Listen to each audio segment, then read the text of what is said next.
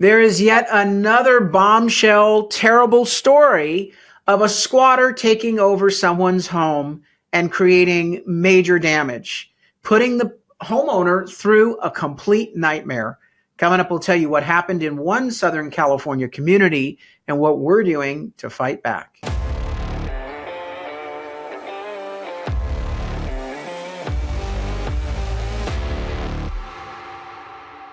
I'm Carl DeMaio, chairman of Reform California and a member of the California State Assembly. And I have been watching these horror stories over the years relating to squatters. Squatters who somehow get into a property and basically deprive the homeowner, the true property owner, of their right, which is a constitutionally protected right, life, liberty, and property. Everyone has private property rights in this country, except here in California. And it has become an utter disaster. It has become a nightmare. It has inflicted financial damages on property owners. It has resulted in people deciding they're not going to rent properties anymore, meaning that rental prices will go up as more landlords decide, I'm not going to take the risk of renting property because someone might end up squatting and I will have an absolute financial disaster on my hands. All of this creates a cost and victimizes not just the property owners, but victimizes all Californians because politicians have failed. And when they fail, the politicians aren't paying the price. No, you're paying the price. And I personally am sick and tired of seeing these horror stories. I'm sick and tired of the politicians saying, oh, renters have rights, landlords are terrible. This is insane. The politicians seem to be only interested in protecting bad actors at the expense of good actors. So here's the story that I want to share with you. It is from Southern California in Encinitas, which is in San Diego County where I live. 2 years and $250,000 later, squatters move out of an Encinitas home. Just the headline alone should tell you everything you need to know about how bad of a situation this is. Can you imagine? And by the way, when people say, well, squatters are the problem of big property owners. No, most landlords own 1 or 2 units tops. They're not the big companies, apartment real estate development companies. They're mom and pop actors who have a second property, and they're sometimes using that property to get by and pay their living expenses. When there is a deprivation of their private property rights, when they get hit with something like this, and on this scale, it's unimaginable, it devastates them. It could bankrupt them. They could lose their property to the bank because of these financial losses. So here's the story. I'm going to share the video. Tonight, a different type of squatter tale. Thank you so much for joining us tonight. I am Wale Aliu. Kimberly Hunt is off. From North Park to Toyas View, for months, Team 10 has been following the rash of vacant homes jammed with unauthorized residents, ruining neighborhoods with drug use and other criminal activity, as we've been reporting. Now, tonight, we followed through in Encinitas with a totally different squatter situation. A senior investigative reporter, Jim Avila, shows us this house was occupied by renters who refused to pay rent, and then listen to this, locked the homeowner out. By the way, stop describing them as renters. They're not renters. When you're not paying your rent, you're not a renter. You're a trespasser. Let's be very clear. I hate when the media does this nonsense about, well, they're renters. They just weren't paying rent. They are trespassers. Call them what they are. They're criminal thugs. This is insane that people seem to couch words and are sensitive about what do we call these people? They're criminals. Trespassers at the least. This $2 million house in Encinitas was nearly destroyed by squatters who signed a lease to pay rent but didn't, and instead moved in, put their motorcycle in the owner's studio, locked her out of her own house, damaged appliances, and destroyed the pool. And I had countless nights of nightmares of how they're destroying my house, and they did. It took 2 years and $250,000 to move them out. In fact, Okay, right there says everything you need to know about how corrupt and broken California politicians have made our housing market. But they're out there saying, we're trying to support the little guy. No, you're not. You are ruining the little guy. You're supporting lawlessness. You're supporting violations of constitutional rights. You're supporting criminals. Call it what it is. This is insanity. This should never even be allowed. No, it shouldn't be acceptable. This angers me to my core because it is so unjust. It is so wrong. And it doesn't take a whole lot of research to understand 2 years and $250,000. That is absolutely unacceptable. they took total control of her home, even renting part of it out on Craigslist. I always felt like I was a criminal. I got locked out of my own house. I couldn't go get a change of clothes, toothbrush with the cops or anything. And they had drilled this fence shut, so I couldn't even just access my own space. I did jump over the fence at one point. Police told her it was a civil matter, and they could not help or even escort her into her own home. It's not a civil matter when someone breaks a contract and fails to pay. They are trespassing. The day after their last payment is made, they are trespassing.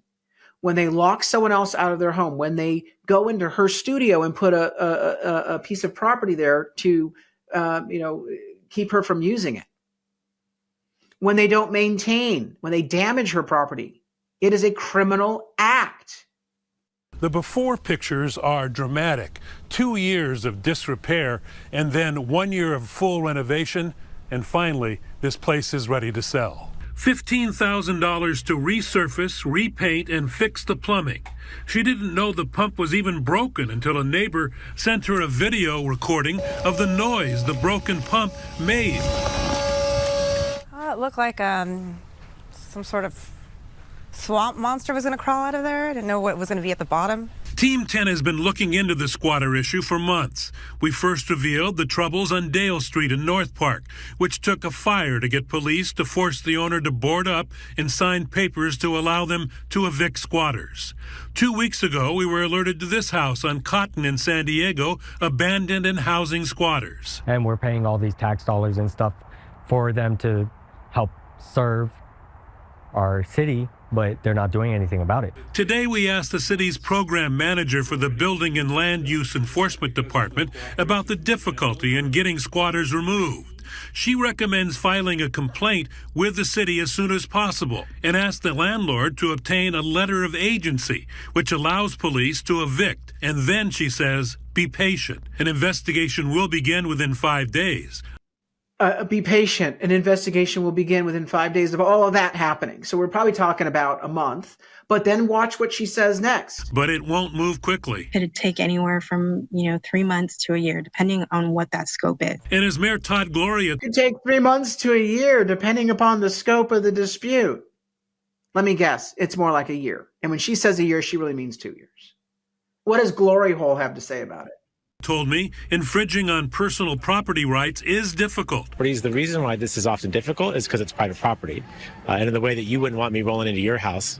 Wait. The reason why this is difficult is it's private property. This ain't difficult at all. He's saying that this is somehow difficult. The private property is the property of the owner of the property. If they have entered into a contract with someone and the person is not fulfilling their contract, the property reverts to the legitimate owner. You do not have a right to the property if you don't fulfill your end of the property agreement. I feel like we need Judge Judy to sit here and explain this sort of crap. This guy's, it's very difficult because we're dealing with private property.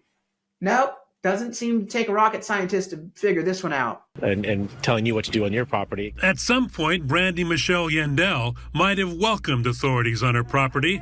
Her advice, do a full background check. Full research on who. Nope, you can't do that anymore. Under state law, you cannot do a check on your tenants. If they have a criminal record, you can't hold that against them. If they engage in bad behavior, can't hold it against them. If they're here, undocumented, you cannot hold that against them. There's a whole list of things that if you raise that reason as to why you're not going to rent to them, you would then get sued. And then the state would come down and go after you with regulatory enforcement. You're inviting into your home, because it's like that saying with vampires. Once you invite them in, you don't know what could happen from there. It can take years to get rid of them and thousands of dollars. Jim Avila, Team 10. Aye. So look, this is what we need to do.